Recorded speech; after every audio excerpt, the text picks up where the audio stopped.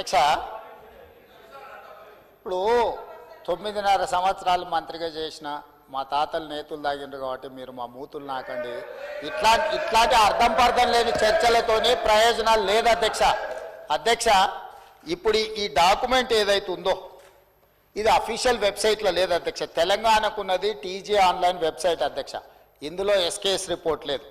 ఎస్కేఎస్కు NIC IT partner అధ్యక్ష. NIC వెబ్సైట్లో కూడా ఈ డేటా డాక్యుమెంట్ లేదు. ఈ డాక్యుమెంట్ ఎక్కడుంది అధ్యక్ష?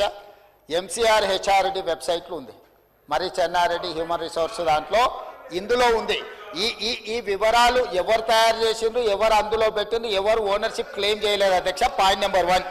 పాయింట్ నెంబర్ 2 అధ్యక్ష, ఈరోజు అధ్యక్ష ఆ రోజు 12 గంటలలో మేము చేసినాం అన్నారు కదా, ఆ రోజు ఎవరెవరిని ఎంగేజ్ చేసిండ్రో అడుగు అధ్యక్ష.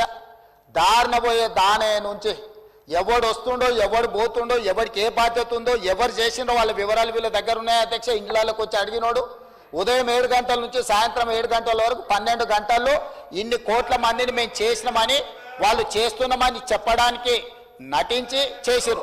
ఇవాళ మేము పకడ్బందీగా చేస్తే ప్రధాన ప్రతిపక్ష నాయకుడిగా ఆయన 9.5 సంవత్సరాలు మంత్రిగా చేసిన ఈయన ప్రభుత్వం మీద నమ్మకం లేదంటే ఇదే ప్రభుత్వం ఈ సభను ఏర్పాటు చేసింది, ఇదే ప్రభుత్వం ఈ సభలో డాక్యుమెంట్ పెట్టింది. ఎందుకు చర్చలో పాల్గొంటుంది అధ్యక్ష? అసలు అర్హత ఉందా?